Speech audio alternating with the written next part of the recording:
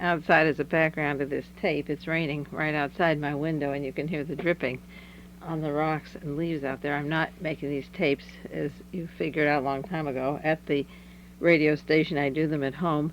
There's some question about the quality of the tapes. I just have a Panasonic machine. I should have a better machine because it is played on radio stations, but for economic reasons, I can't afford to get the tapes, the books, the newspapers, and the magazines and long-distance calls and all expenses of the research. And every time I think I have some cash put aside, it's very expensive to do the research, so I just don't have a better machine. Maybe one of these days I'll get ahead and be able to get one. And meanwhile, we'll have to limp along with this. It is a Panasonic. It's not the best quality, and as I say, you can hear the rain outside. Thanksgiving is coming pretty soon in the next month, and there's one article, a series of articles on that terrible chemical PCB. An article just this last week, PCB taint worries the turkey growers in Oregon. And it goes on to say that the turkey industry is very much endangered because they've shipped out turkeys that have this chemical that could cause cancer. One company, the Oregon Turkey Growers Association, has been in business 52 years, building their integrity, honesty, they said, and the quality of their product. But this year the feed went into more than 25,000 birds that are being held off, and more that have been sent already. Hundreds of thousands of hens and millions of eggs have been destroyed in the West and Midwest. I listed some of the places where the birds have already gone: to Seattle, Spokane, Washington, Salt Lake City, Phoenix, Arizona, Sioux Falls, South Dakota, and so forth. The contamination has already been delivered, and the feed was traced to 17 states and in Canada and Japan. I don't know how to trace the feed that you have, that your turkey receives before it's cooked for your Thanksgiving dinner. I would say buy your turkeys locally and don't get them shipped from these large farms if you live in a rural area like I do, and there are some poultry markets, but the feed is brought in from elsewhere, so there is this chemical in the turkey feed. So have a Thanksgiving, and maybe you should just have a leg of lamb or something if that's not injected, or some kind of a vegetarian Thanksgiving if it isn't sprayed with chemicals also. The thing that interested me in the article was that it said the taint of this carcinogenic worried the turkey growers, but it didn't say anything about the recipients. People that don't read the newspapers are just really too ignorant probably to know where it's being delivered. But the grower is worried, and I should hope that people that are buying the turkeys also are. It doesn't mention these various 17 states where the poison's been going. The main story wasn't be careful of the turkey you eat. The main story is that the turkey growers are worrying about the reputation, and a lot of this has already been delivered, as I said. I want to update the tape I did on October the 12th on that sniper in California. I realize on the East Coast and North and the Southwest and Northeast, the newspapers that I'm getting and the information I'm getting from people, there's very little there. But it's so typical of the California intelligence, and as I've said very often, the way California goes, so goes the nation. And on that tape 410, in case some of you don't have that, you'll have to go back and get that tape. And I refer to aliases and different mustaches and the possibility that there were doubles or two Callinans, one a Latin dark-complected man who was older and one a younger man from Rhode Island, and mentioned the transportation of the Pontiac that was rented at the L.A. airport. Well, now, this last week in the San Francisco Examiner, there were two articles that confirm that there are two Callinans, that there are doubles. This one article, that it's dated October the 11th, said that one day before the siege began, this one Wayne Callahan was with a woman at a motor inn in San Francisco. Now, I've mentioned in all those other past tapes of John Fraser and Edmund Kemper and the various California violences that these men are in the company of women, and several of them that I know have been taken to Army bases in Hawaii, where I believe the mind control work is done.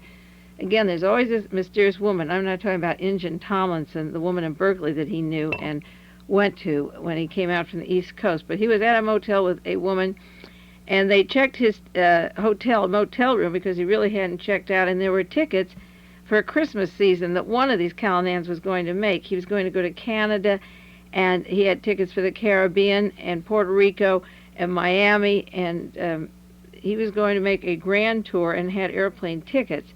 Now, this one Callanan did buy an airplane ticket in Los Angeles and flew up to the Bay Area, and the other one used a credit card and got an automobile, and that car ended up in the Bay Area also. So the article, not knowing my research, it's by Larry Matz of the San Francisco Examiner, can't explain how the car that he had arrived up in the Bay Area, and meanwhile there's airplane stubs that he flew to the Bay Area.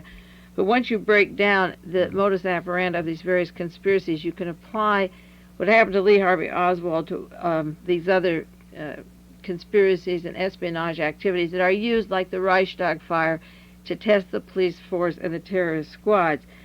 Callanan had credit cards under the name of Macintosh. He had American Express cards. In addition to that car he got at the airport, as I said before, he worked for the State Compensation Insurance Building. It's always state or federal. William Harris worked for the post office. David Berkowitz worked for the post office. They had federal or state jobs, and I mentioned that he had a Mercedes. Now, a recent article says he also had a Cadillac and he had a Pontiac. Now, the interesting thing is that in addition to having an airplane ticket, which proved that he flew to the Bay Area, and a rental car that he rented, which ended up in the Bay Area, his father was on the West Coast looking for him. His mother lives in Rhode Island, and after he was killed, he got some money to come up to see him. But according to the newspaper this last week, the body is still unclaimed in the San Francisco coroner's office. So that I'm sure that when he got up there, he realized that that wasn't his son and left. So that somebody didn't recognize or hasn't read a paper and doesn't know that their son, using the same name as this Callanan, is not buried, but in the coroner's office up in San Francisco. That's similar to the lawsuit that I'm going to go into now about exhuming Lee Harvey Oswald, somebody whose son is 5'9" and weighed 140 pounds, evidently has not recognized that son as being one of the patsies for a man who was in the Marines in the Soviet Union called Lee Harvey Oswald. But you have this multiple cars with this Wayne Callanan, the Pontiac, the Mercedes, and the Cadillac. He's in the company of a motel with a woman. She disappears. He has credit cards, works for the state employment. He had cash and traveler's checks, and a man whose money he used, a Gary McIntosh, has never been interviewed to explain why he didn't cancel the checks or cancel the credit cards, but that's what he was using. The 1964 Cadillac sedan, the Mercedes that he drove to the building, and the Pontiac that was rented in his name, and the body is still unclaimed. Michael Eddowes, the British attorney, is getting a lot of play in the news. He's filed a lawsuit. He filed it actually last August to exhume Lee Harvey Oswald because he claims that's a KGB agent in the grave. I don't want to repeat, and you can order. I have a tape number 341, July 28, 1977. I have another one, 371, January the 12th, 1979. I have the dates where I discussed Michael Eddowes. Now, regarding this suit, this was a big victory right now at this time for me because the first book that I'm doing after 15 years research has to do with the impersonation of Lee Harvey Oswald. He's not a KGB agent. He worked all the time in New Orleans, Miami, and Dallas with the Defense Department. But the articles that came out about Michael Eddowes' suit are important for this reason. The Dallas County authorities did confirm that they want to exhume the body because of the differences on that body, and what they said, in quotes, is, "We feel the original autopsy was incomplete in terms of making positive identification of the victim." That's from Dr. Norton down there in Texas, and that is very important. They also said, in quotes, "The data presented to us involve scars, height, eye color, and discrepancies that on the autopsy record that are different from the Lee Harvey Oswald that was in the Marines." Now, I don't care whether he calls the skeleton a KGB and I called a Defense Department skeleton. The fact that there is some question about who was buried there is the important thing, and even if Michael Eddowes can't prove it's a KGB agent, he is working in what I think are our interests for the researchers by asking it to come out, because he has to prove on the one hand that if it's not Oswald, it's a Russian spy, and then I have a better argument on how this body got there and what happened to it. And of course, I'm very anxious for the lawsuit because I believe that Earl Warren ordered the body removed, and when they get there, they won't even find a skeleton. And this may be an embarrassment to the United States government. As a matter of fact, Michael Eddowes, I believe, could possibly be a long double agent who knows it isn't Oswald and who is pressuring this suit to embarrass the United States government. He could either be emphasizing a Cold War position against the Soviet Union, or he's going to embarrass this United States, the Warren Commission, and the investigators for whatever else is there. He never says a word about Earl Warren ordering the destruction of that body. The FBI brought out their old documents that are common knowledge now that as early as 1960 they knew somebody was impersonating Lee Harvey Oswald. Gerald Ford was on television. He's on the Warren Commission, and he said, I don't know where that harebrained idea came from. I think we investigated every possible aspect, and he said there's no credibility to this. But he didn't investigate every aspect. If the corpse didn't have a scar, if the corpse was a different size, if it was different hair color and a different weight, they obviously didn't investigate every aspect, and they're falling upon Gerald Ford's reputation to put these rumors to rest. Marina Oswald said something very interesting. She said, I believe it's the same one that I was married to. But she didn't say she was sure, and she said she didn't mind if they exhumed the body. I thought she would object, but I think she knows that she can take that position because the federal government can't afford to do it. It would be like Marina saying, I believe that all the National Archive documents should be declassified, because she knows full well they can't afford to do it. The New York Daily News has a full-page story, 8 reasons why the body may not be Oswald. They go into the difference in height, the difference in weight, the thickness and change of the hair, from thick to sparse and almost balding, scar behind his left ear, the mastoid operation, a bullet wound on the left arm that wasn't the way they wrote it up in the autopsy record. They have reversed the exit and entry, and the eye coloring, and also the inoculation scar that he had, and they're anxious to take the dental records to check the crossbite. But it's very interesting that these discrepancies are coming out. Harriet Van Horn began an article, Nobody except those tireless assassination buffs who take a volume of the Warren Report to bed every night paid any attention to the book that Michael Eddowes wrote, The Oswald File. Well, nobody except the buffs paid any attention to any of these figures, and I'm glad, even though Eddowes, I think, is an absolute fool, and we'll go into that for a minute, I'm glad this is coming out. There's a marvelous interview of Marguerite Oswald. Besides saying it was all asinine, she said, why go into this? It's a waste of time. And if it isn't Lee Harvey Oswald, who would it be?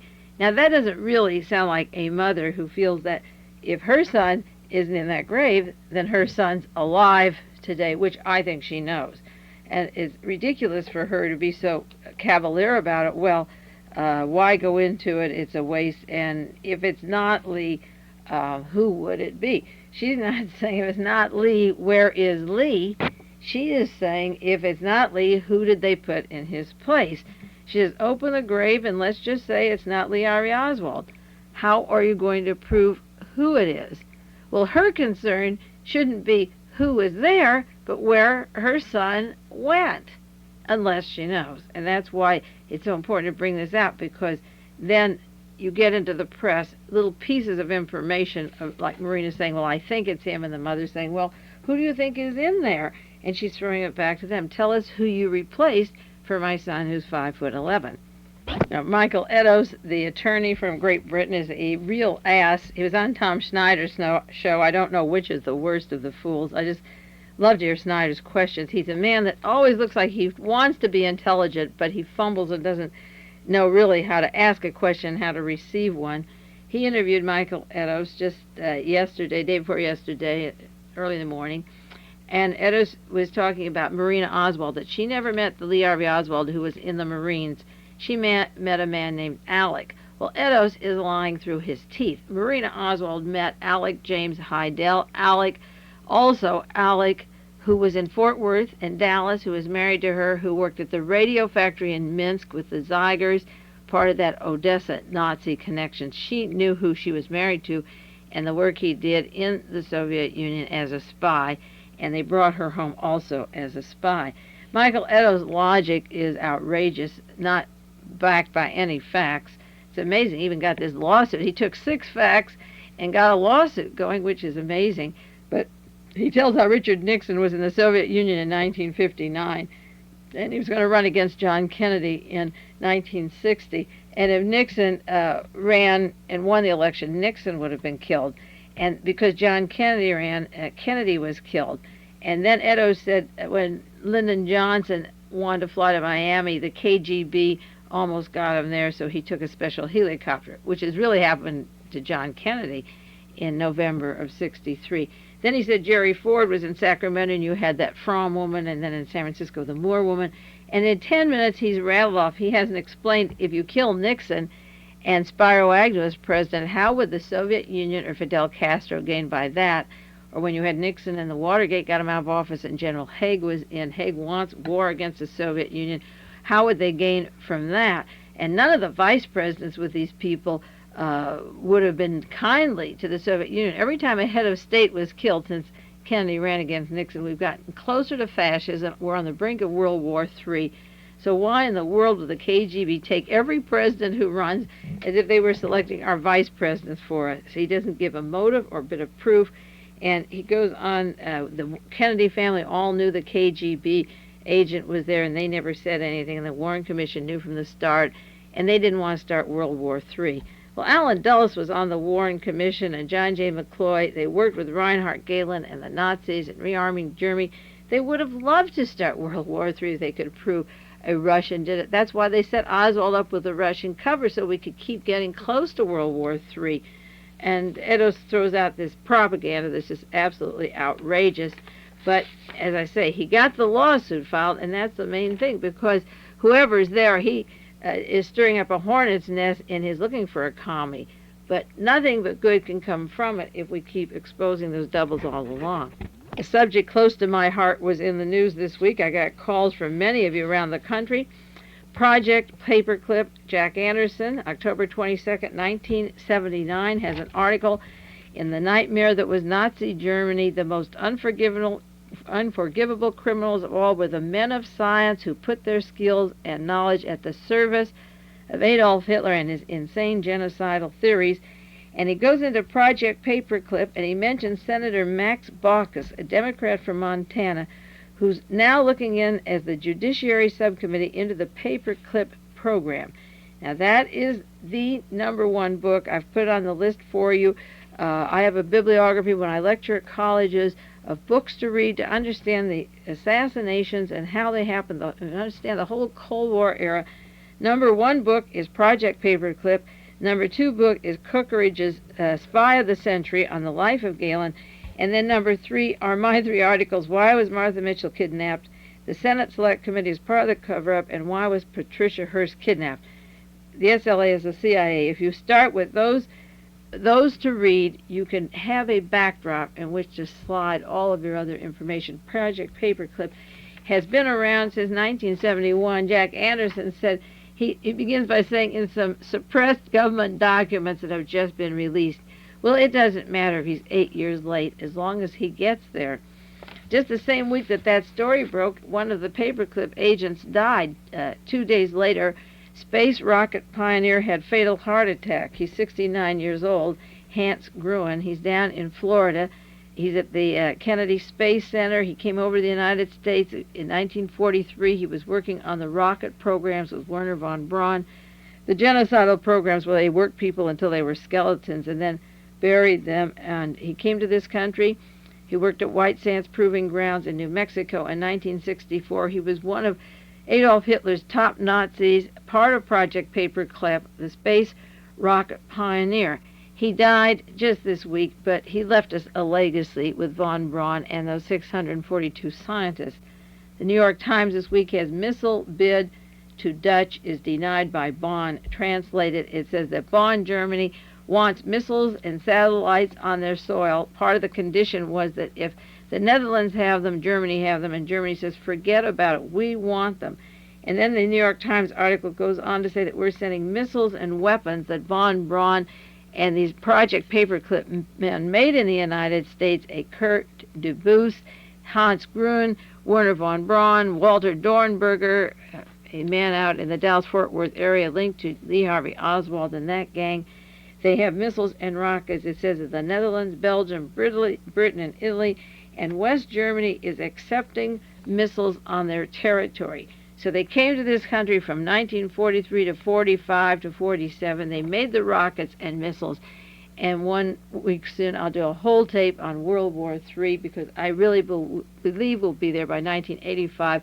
And Germany is being armed with the rockets and missiles they were making at the time they brought those scientists here to continue the war, and now they're being delivered to every country in Europe armed and aimed at Russia.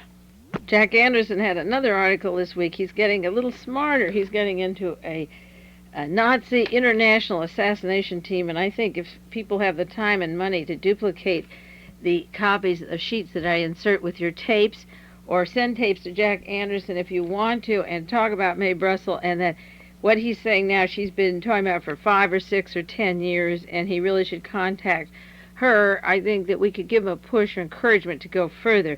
He has an article this week called Vance and Brzezinski, the odd couple of American foreign policy, and he talks about Chile and the Letelier murder 3 years ago and how Operation Condor, he's written other articles about that, the assassination teams down in Paraguay, Condor 1, and down in Chile. Chile is Condor 3, where they write Paraguayan passports for hit teams to come into the United States and all over the world. As I've said before, and those of you who have the Torbett document know, I believe that Oaxaca, Mexico was the place where the hit teams trained, and also out of Chile, and that the Nazis, the United States government, Interpol, J. Edgar Hoover and that gang, Division 5 of the FBI, as stated in the Torbett document, is true. And they've given it a name, Condor, down in Chile now, but until Letelier killed, we didn't know the identification. We just knew that it existed there. But he's talking about the conflict of Brzezinski and Vance in how to handle Chile because of the assassination teams. And the main thing is that he has located that false passports are written in South America, that hit teams are sent, that they have diplomatic status all over the world. They're not prosecuted. The men are untouched, and they won't be extradited. But that doesn't matter to our business field. And this is the dangerous thing about human rights and business and the separation of words and actions, because Jimmy Carter keeps talking about human rights. An article in the New York Times, Chile attracts U.S. business.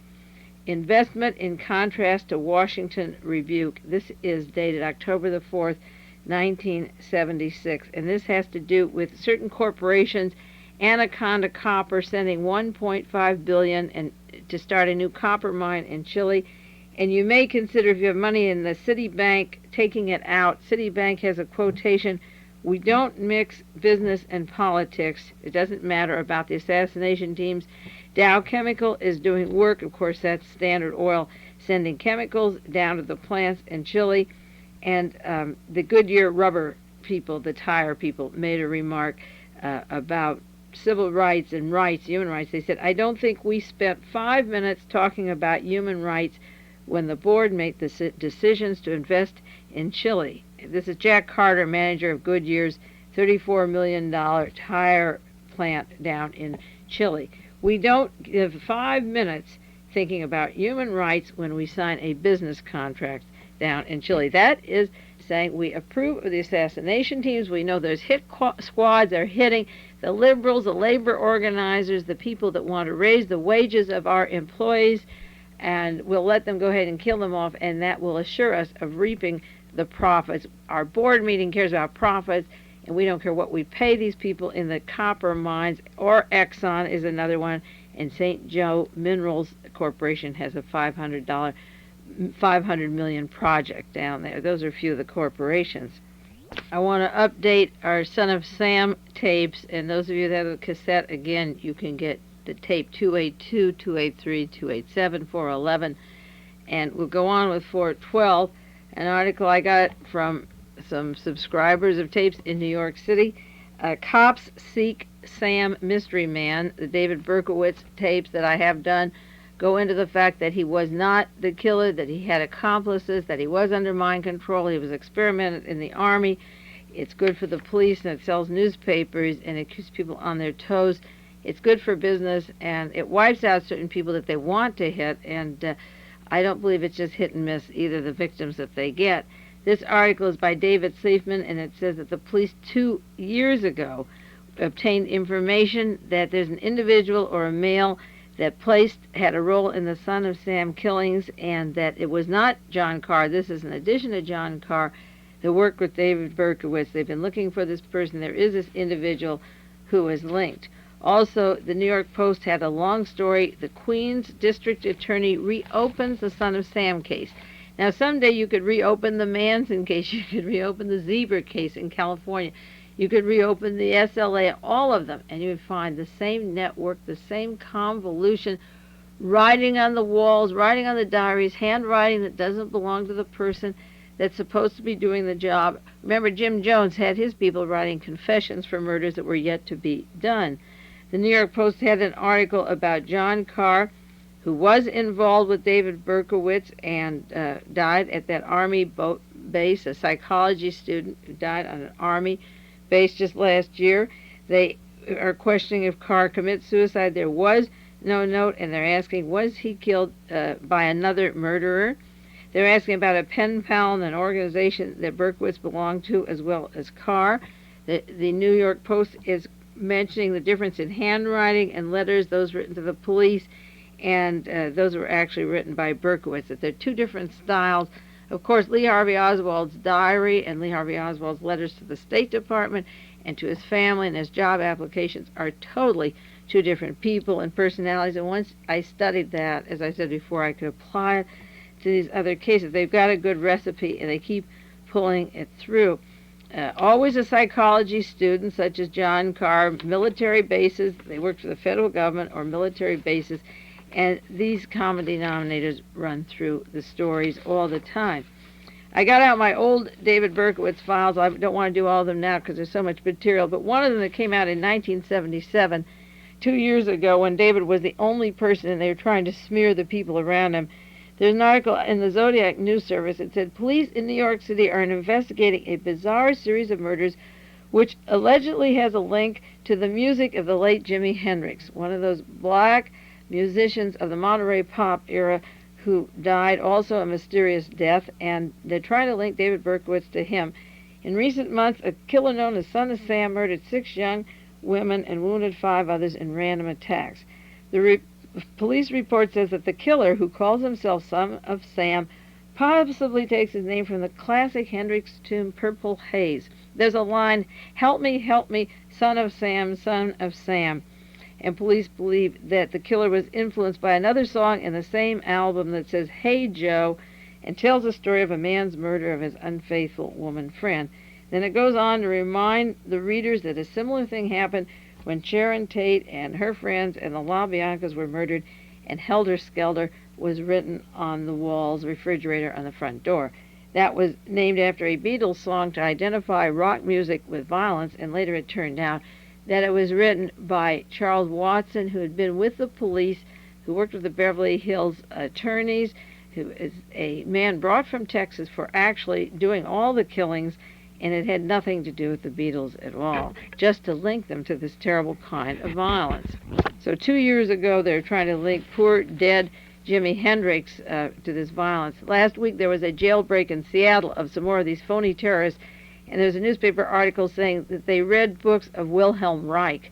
No career is sacred. Nothing that you contribute to society is sacred. They link it to these ridiculous terrorist activities so that the association of those people that have done monumental work is linked to these violences by suggestion and no evidence to support it, just to associate violence with these people. Cry for me, Argentina, for I am ordinary, unimportant, and undeserving of such attention. Unless we all are, I think we all are.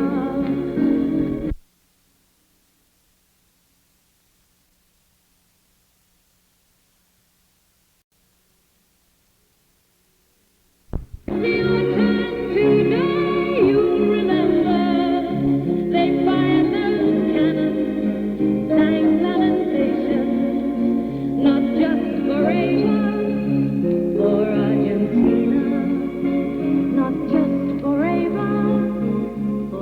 This is Mae Brussell, and it's side 2 of tape 412, and it's October the 26th, 1979. I'm playing a few bars of Evita for you on the tape, the opening and closing. That song, Don't Cry for Me, Argentina, has not been allowed to be played in Argentina for 2 years. If anybody plays that song there, they're put into prison. So in case of any of you have an idea that the play Evita glorifies Eva Peron, it doesn't. The protagonist there throughout the entire play is Che Guevara, and it shows the power of the military and the aristocracy to kill her and get rid of her, that as evil as she was sort of the counterpart of a younger version of a Martha Mitchell. When she wasn't good enough for all of them, they had to get rid of her, and they did. It doesn't make her a saint. She was a thief, and she was a horrible person, but she did organize the unions down there, and she did get voting, and she was trying to make some changes, but it was impossible. She was torn between her own conflict and greed and being a superstar for the people. It's a fascinating play. I've talked about it before on other tapes, and I'll be playing a little bit before and after the tapes now because I really love the album. A man in Omaha, Nebraska, Stephen Roy Harper, was convicted. This is the first case of a biologist being convicted in a murder charge for causing cancer. He worked at a chemical laboratory, interesting laboratory. They give the name here, Epley Cancer Institute in Omaha, where they're using rocket fuel. And again, the Project Paperclip, I'm sure it came over with these dogs. And they found a cancer that they can put into laboratory animals, and this man fed it to his family. He poisoned 5 members of the family. He put in milk and lemonade, and he killed several people, a nephew and 1 member of his family who bled to death internally, and then others that were poisoned. Also, he attempted to fatally poison them. He was a biologist, and he was going into the business. He thought of marketing this chemical substance for people that want to kill other people. Shades of Jonestown, only this isn't a quick death. It didn't say how long it took for them to die. This was in 1978, and he was just convicted of this giving cancer in food. I bring that out because people calling me and wanting to know if the Shah of Iran got the same treatment, the Martha Mitchell treatment, the Jack Ruby treatment. Once they're out of power and they're useless, can they be fed cancer? Of course they can. David Ferry was working on that way back in 1963 at the time of the Kennedy assassination. There's great labs that have perfected this, and if you can take rocket fuel and do this, and a biologist sees that it's being done and can kill members of his family and market it, I'm sure that it's available in many sources and for prominent people. A lot of people ask me about the Shah of Iran and his cancer. There was a big transference of power. Remember, the only thing going in Iran doesn't happen to be just the oil. There is this tremendous opium market and narcotics coming in from Turkey and Afghanistan that could come through Iran. And the Shah and his family were very much a part of a narcotic dealing network around the world. And if people wanted to take over his empire, they could remove him from power and control the market that he had. So there are other reasons for getting rid of him besides the Savak and the police. He had billions of dollars worth of weapons and police, and I've been asked, well, what good were the weapons? Couldn't he protect himself if he had all the ammunition and weapons and controlled the radio and the people? But again, there is this organized crime narcotics market that also fights the military for their turf, and he could be slid out for the narcotics traffic as much as for any other reason. Incidentally, I am working on a book 4 days a week. It takes me about 3 days to clip the articles that I think I'll want to use on the tapes. The tapes are not long enough to carry all that I want to do with you, but it takes about a day of preparation and making the tapes and going to the printers and leaving the material off. So I'm not writing many letters. I'm getting articles from all over the country from subscribers, and they're fantastic articles. Can I just do a blanket thank you? I appreciate it. The mail is coming through, and I'm getting them from cities all over the country, and it's material I don't have. I didn't have that article about the murder by cancer, the food one. Here's another one that came to me about Brzezinski and Mondale, that when the Pope came to the United States, the Vice President wanted to meet him in Boston, but Mr. Brzezinski, who's from Poland, wanted to meet John Paul II, himself.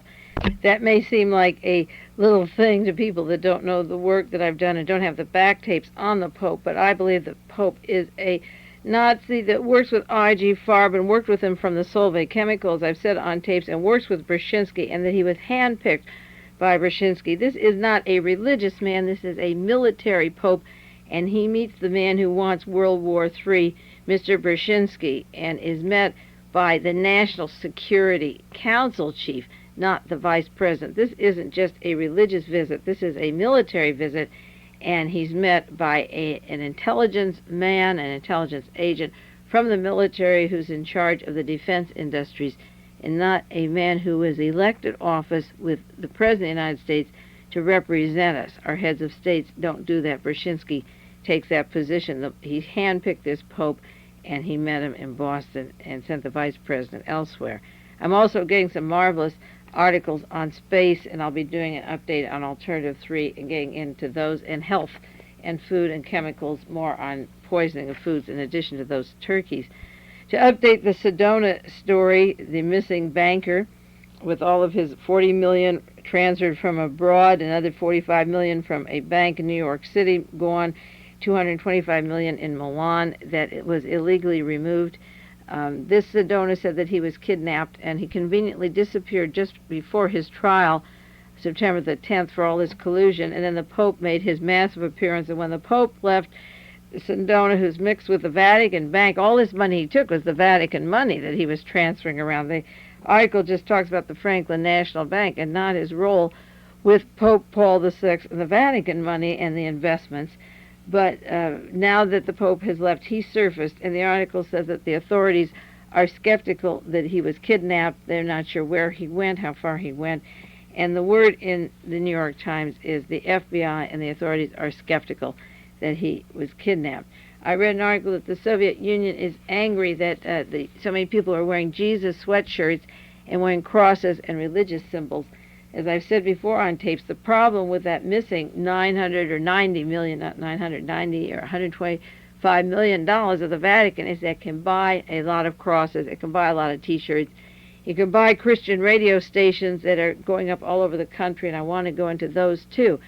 That missing money is important because it can help further Christianity, and on the books it's missing, but underneath it's making this large Christian revival, which is what we're getting into. I'm always interested in the chemicals and the poisons, and I never have enough time to do stories on those. There's one that caught my eye that I thought was interesting. Dulles Mystery Case of the Poisonous Shoes. This has to do with shoes that were delivered at Dulles International Airport, coming in on a Northwest Orient Airlines 747, and the workers there were nauseated and sick, and they got skin rashes, and a customs dog that sniffs contrabands got sick, and then 7 cargo handlers got sick.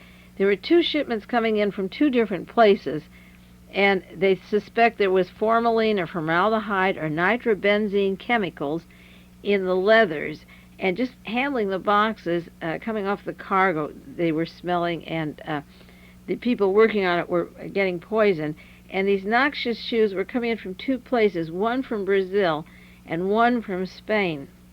Now I wonder who is going to wear those shoes. I remember the CIA stories of putting poison inside of Fidel Castro's shoes to get him. And I'm just wondering who in the world is going to get these poisonous shoes, and will the odor of the mass bunch of them be thinned out, and is there a poison that will be in certain shoe stores that maybe I'm too paranoid. Somebody's going to buy some shoes from Brazil or Spain, and they have poison enough that when you just unload the cargo, the handlers were sick, and blurred vision and so forth. Were the shoes returned home? I doubt it. Were the skin irritations and nausea enough to deport these shoes and say don't send them to us, or we won't allow them? No. They'll be unpacked, and they'll be delivered to shoe stores, and they'll break them up into small batches, and somebody's going to wear those shoes, and they're not going to know what poisons are there, and possibly it'll get through their bloodstream. This is what I think was happening, and the delivery of the poisonous shoes hit the very people unloading the cargo, but there isn't anything in the article to say that they were going to be returned. You'll have to be cautious like me. I have sandals, and I go barefoot. And I won't get my sandals from Spain. They have to be made right here in the area. I won't wear those Brazilian shoes anymore. I don't know. But watch what you're getting, whether they're boots or shoes, all kidding aside, because how would you know what's being delivered if there are these chemicals that are identified that come through when people are just handling those boxes? Pretty soon we're going to have an anniversary of Jonestown and what's going on in Guyana in the year. The two men have not been prosecuted down there. It's almost a year since Jim Jones and 900 people were killed.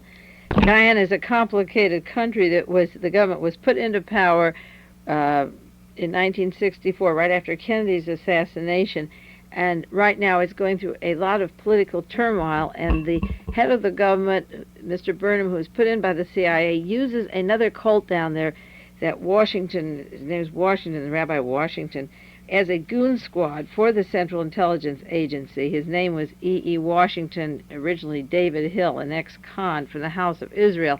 And of course we know the link of Jim Jones' basketball hit squad teams and the women and supplying sex for the officials of Guyana, and it seems that Jim Jones could be very useful in elections coming up if the whole thing hadn't been exposed a year ago. This press release said that Wednesday, July the 11th at daybreak, there were burnings in Georgetown, Guyana, which involved the death of one individual, and there were papers burned from the government, from their headquarters, like a Reichstag fire, which housed the national election records. Well, it could be that they wanted the election records destroyed and then could blame the left at the same time, because they may not want an investigation, if it ever comes through, of the Jonestown story. I heard Miss Spears, Jackie Spears, who was shot at the airfield, the aide for Leo Ryan, say that the FBI has destroyed all of their papers on Jonestown. She was pleading for an opening up of the case and said that the FBI has destroyed their papers. So the national election records of Burnham's party were destroyed, and then after that fire, the scholars of international reputation, according to this press release, were arrested and detained. One was a Maurice Odell, director of the Institute for Development Studies at Guyana.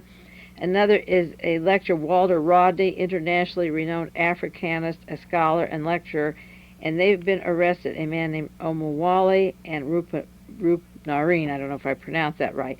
Those four were charged with arson, and there were demonstrations of the Working People's Alliance. And what happened was that Israel, the House of Israel cult, came in and, as a counter-demonstration, and began to beat up people, and they had the Guyanese police force and bayonets against peaceful demonstrators, and his father, Bernard Drake, a Jesuit priest and author, was shot and died a few days later, and 11 others were injured. They had the goon squads and bayonets and so forth. Now, the violence has to do with this religious cult that is supporting Burnham, who was put in by the CIA. This is an ex-con, and he came out of Cleveland, Ohio, and he went first to Algeria, and then he settled down in Guyana.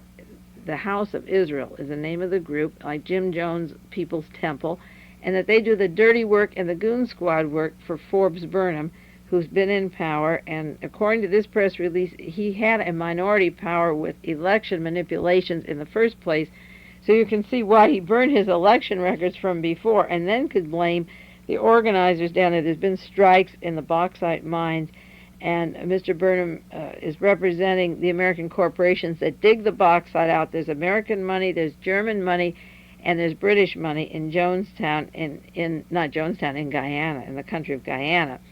And of course, the CIA had Matthews Ridge, a station right next to Jonestown, and Jonestown was straight CIA. The United States supported Burnham in the 1964 elections. The military took over in Brazil in 1964, right after John Kennedy was killed. A lot of governments changed hands. And this press release from LA that you can order a copy of talks about Forbes Burnham and how he came to power through the CIA, defeated Chetty Jagan, and the CIA had kicked him out.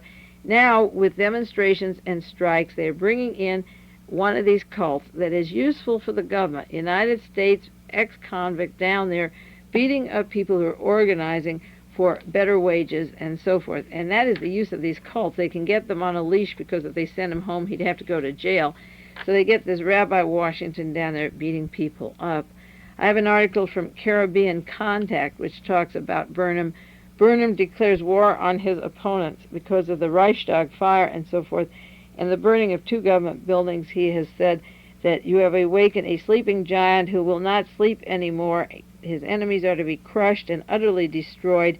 And because of the strikes in the bauxite mines and the strikers, and then the fire in that building, that gives Burnham the chance to bayonet and crush people or kill them to stop any organizing for better wages in that area. So you see the use of the cults in these countries that were American, that are working to keep the American interests going, sending the former ex-cons with the guns and bayonets and killing the workers and organizers in South America. Instead of sending troops down there to overthrow the governor to keep Burnham in, we send religious cults that are like Synanon and People's Temple and this House of Israel, and they do the dirty work for the United States, and a lot of them are made up of ex-cons and people with police records and known cases of violence. One of the top officials of Guyana was in the United States recently, and he was on KGO radio talking about Guyana. He explained his education in Trinidad, British universities in Boston. He's the second in command under Burnham down there. I forget his name. I didn't write down the name. His name came up at the time of Jonestown, but I don't have it here. I'll have to put on the next tape and look this up. The question came up on KGO radio asking if Guyana is backward because Mark Lane was saying that Jim Jones educated the people down there and took them into Jonestown, and they had the best clinic, and people from all over South America came to Jim Jones for medical care and education.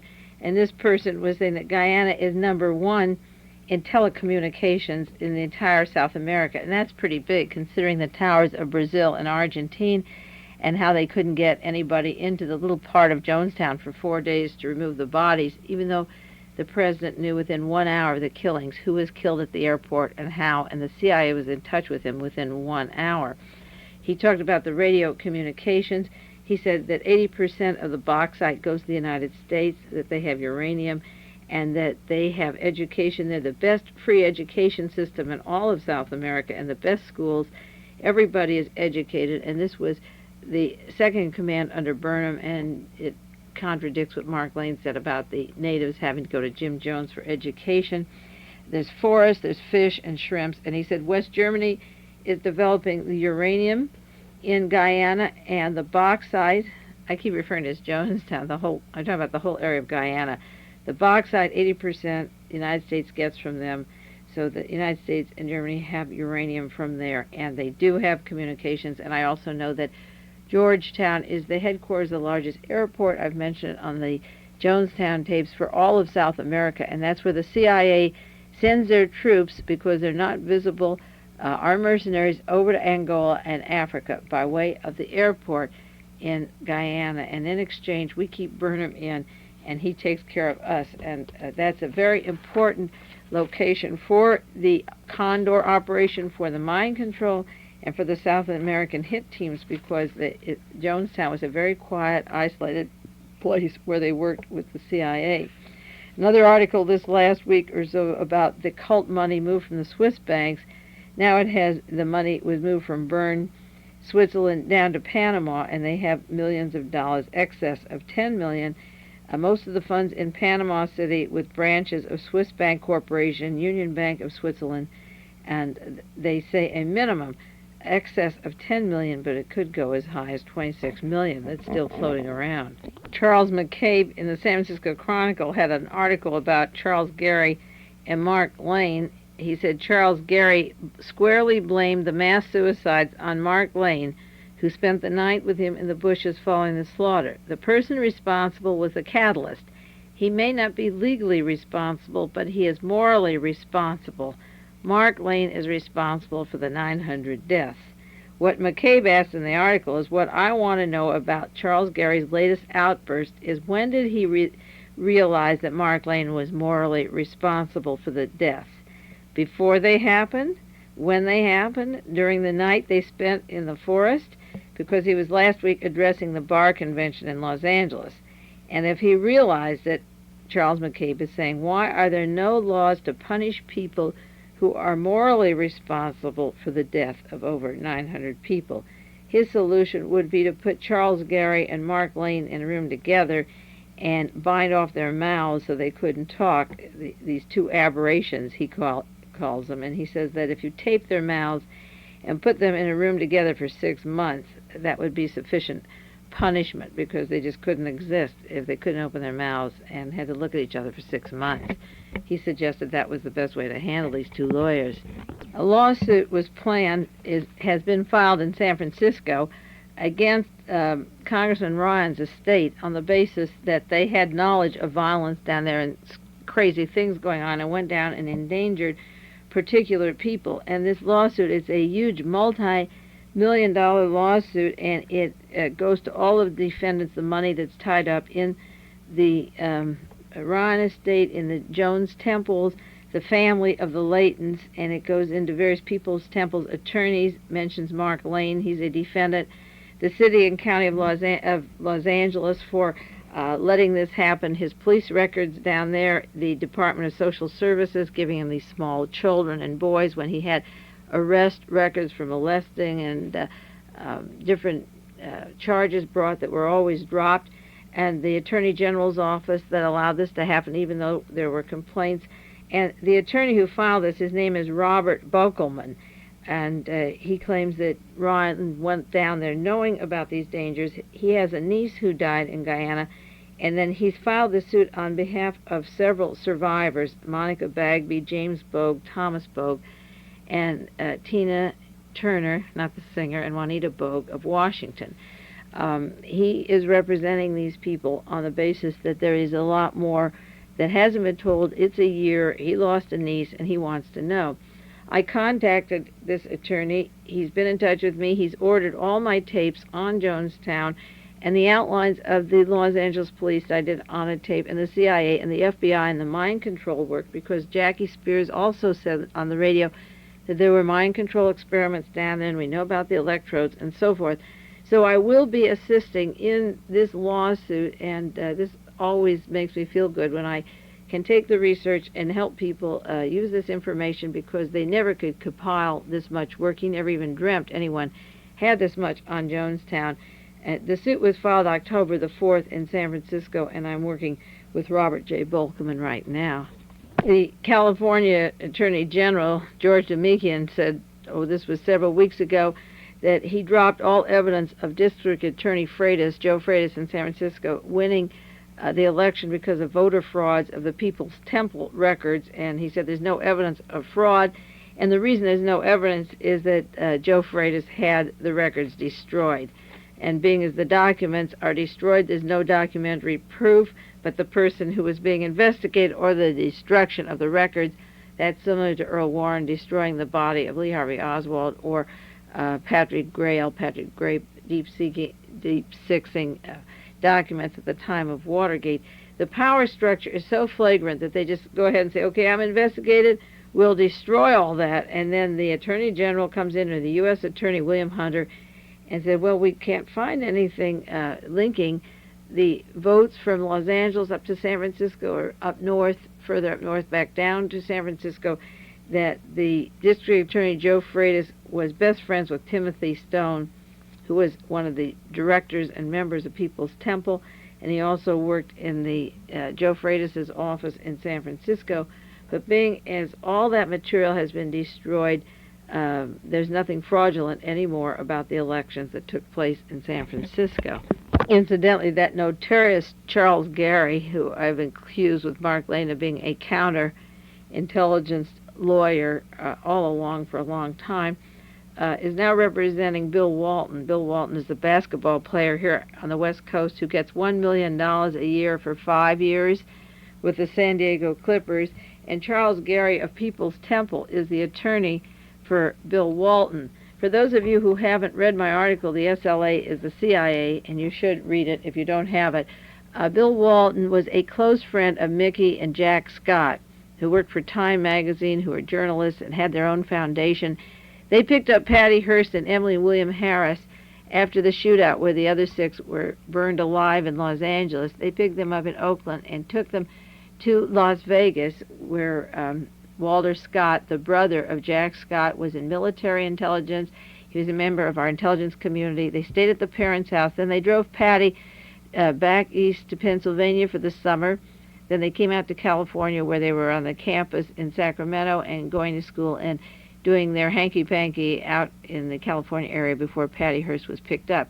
Mickey and Jack Scott were never arrested for harboring a criminal. Walter Scott went off to a mental hospital, and I don't even know if he's alive today. He was silenced, but they were never charged with taking Patty Hearst across the state lines when the FBI wanted her that whole summer. And they were best friends. They still are, with Bill Walton. So that we have Charles Gary representing Bill Walton, and that's part of the SLA gang, and he also, of course, was the attorney for People's Temple. All one big CIA operation, but some of the members, or the fringe, are very rich, and one of the richest is Bill Walton, as getting $1 million a year with Charles Gary as his attorney. Gary, no matter what he's involved with, or Mark Lane, never get poor.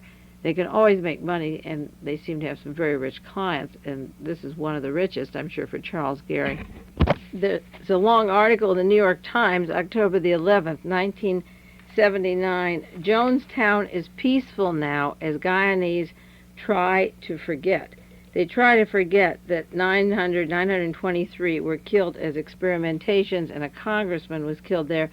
And the article goes on that the government is still trying to get $4 million for bringing home those bodies that were decayed and rotten that they could have gotten within 12 hours if they wanted, that there's claims against the whole Jonestown operation so far of $1.78 billion, which we know is impossible, that the Guyanese capital has some trawlers of theirs that are worth $50,000. There's some trucks and cars, $3 million in 2 banks in Guyana, $7 million in Panama, more in Venezuela, Grenada, Nassau, $700,000 in the hands of Robert Fabian, the court-appointed receiver of the People's Temple in San Francisco. Then the article talks about Larry Layton, who hasn't yet been tried, as I said, and they describe him as the 32-year-old conscientious objector and former social worker. The social work is like that rabbi down there that I talked about, the goon squads, the hit squads, that conscientious objector killing the most liberal, or one of the most liberal members of the House of Representatives, being involved in the airport. They try to make it look, of course, as if the left was involved, the conscientious objector, the social worker. And Charles Beekman, a 43-year-old former Marine, is being held down in the Georgetown jail. They describe him as a shoemaker, a Marine and a shoemaker. He was supposed to have killed the children of Sharon Amos, and Sharon Amos, as I said before, it's been a year, and the trial is still not going on. You can imagine how busy the courts must be down there, that they haven't yet tried these 2 men, and it's been a year. The longer it goes, the more they lose their witnesses, and then they can drop the charges because there won't be anyone to prosecute them. There's a CIA psychiatrist that was from down there, Dr. Hardat Sukhdeo, Sukhdeo, and he has an article that the cult survivors are not crazy. People think they're crazy, and they're not. Most of them think of them as out of their head. He said they're very normal, intelligent men and women and mature adults, and he said they're getting useful jobs and that they're not mentally mixed up. What he's talking about is that the survivors were the people that set it up, this white Christian outer cult, the periphery that let the 923 die, and most of them were poor blacks experimented upon.